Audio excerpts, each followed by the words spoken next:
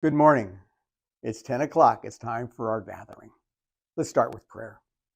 Lord, thank you for gathering us once again together to stop what we're doing and to take time to remember who you are, who we are, and the relationship that we have with each other. You and me, and us with each other.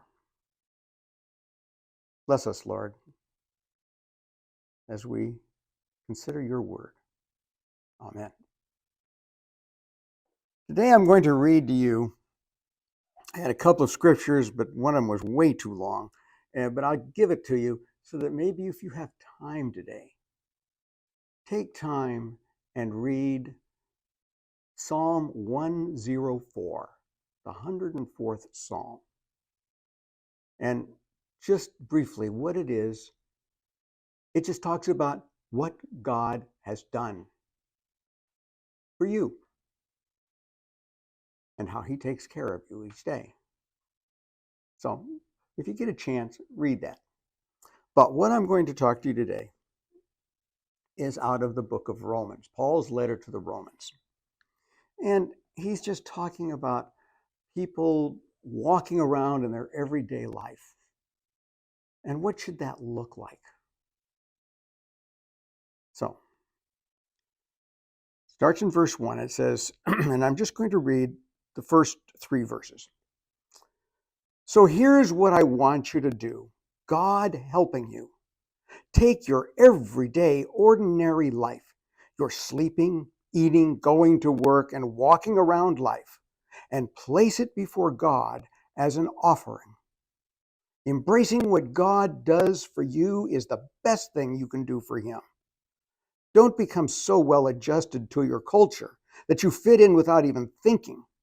Instead, fix your attention on God. You'll be changed from the inside out. Readily recognize what he wants from you and quickly respond to it.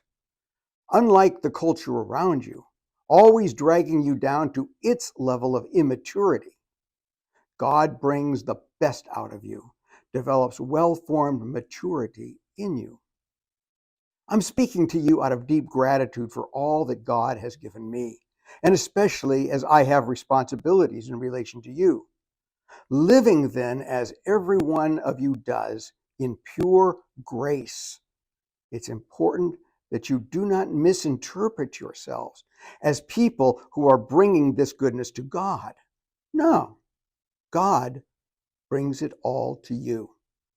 The only accurate way to understand ourselves is by what God is and by what he does for us, not what we are and what we do for him.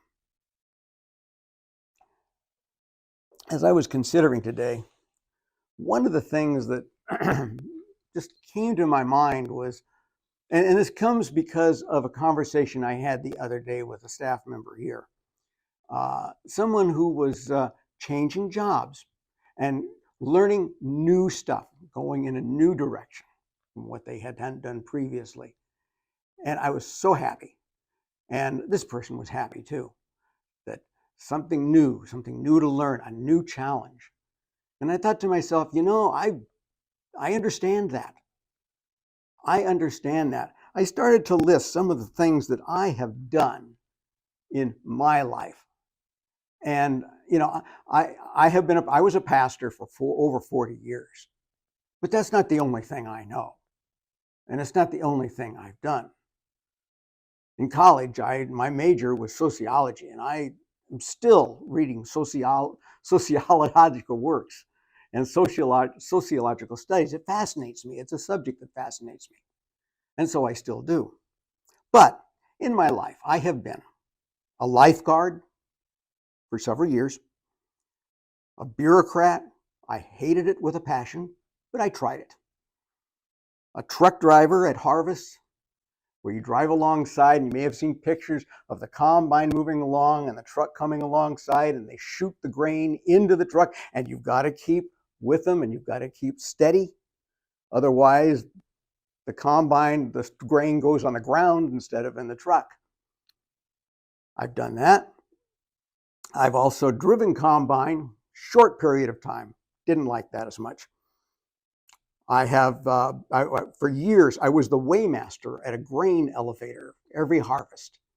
And I would, they would bring the truck in, weigh it, and then when they came out, emptied the load, brought the truck back, I would weigh it again, and that's how we knew how much grain the farmers had brought in. Then I was, of course, I was a salesman and an assistant manager at a department store. And I was also an Army captain in a nuclear ordnance unit. And the Army's last tactical nuclear ordnance unit. That was an interesting time. I've also been an estimator in commercial construction. I was a chaplain with the police department. And of course, now I'm a chaplain at Sierra View. I've done all those things. Some people say it's because I have a short attention span and can't keep together too long. But I'll tell you why I do it.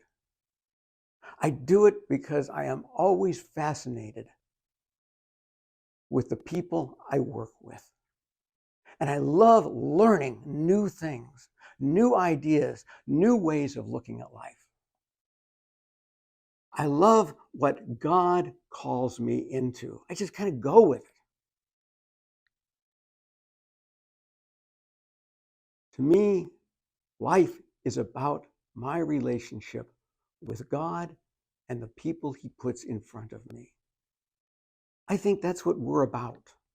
We are about the people that God puts us with each day. But we're also about growing and learning and expanding who we are and who we understand ourselves to be. I never saw myself as just a pastor. No, I'm so many other things. I'm a student. That was another thing I've done. I have taught in high school. I have been a high school teacher. I have done a lot of things. But I do it because I feel God calling me. And every place I go, every job I have, everything I do, no matter how obscure it might be, I am always thanking God for what He is teaching me. It's not me. It's God who is leading us each day, teaching us new things, opening us up to new experiences. I am always, one of the things people ask me, and I'm older, but I look forward to what's going to happen next. In a way, I don't want to die, but just because I want to see what's going to happen next. I'm curious. And I love being with people. God has given me that, but God has also given me experiences each day, new experiences, new way of living life, new ways of seeing life. And I thank God for that every day.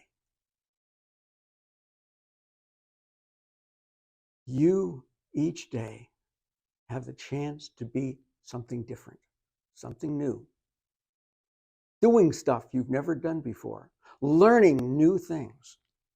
And I hope you embrace that as something God is leading you into. And enjoying every single minute of it. Well, God bless you, and we'll see you. You won't see me. I'll be gone for a couple of weeks. But I'll be looking forward to seeing you again when I get back. Next week, Mike will be with you. I think you'll enjoy that. God bless you. Let's have a word of prayer. Lord, thank you for all the people that you put in front of us But more than that, Lord, for all the challenges, new challenges that you give us each day. Help us, Lord, not to see them as anything but something to be embraced and enjoyed, and something by which we learn more about ourselves, but more importantly, more about you. Amen. God bless you.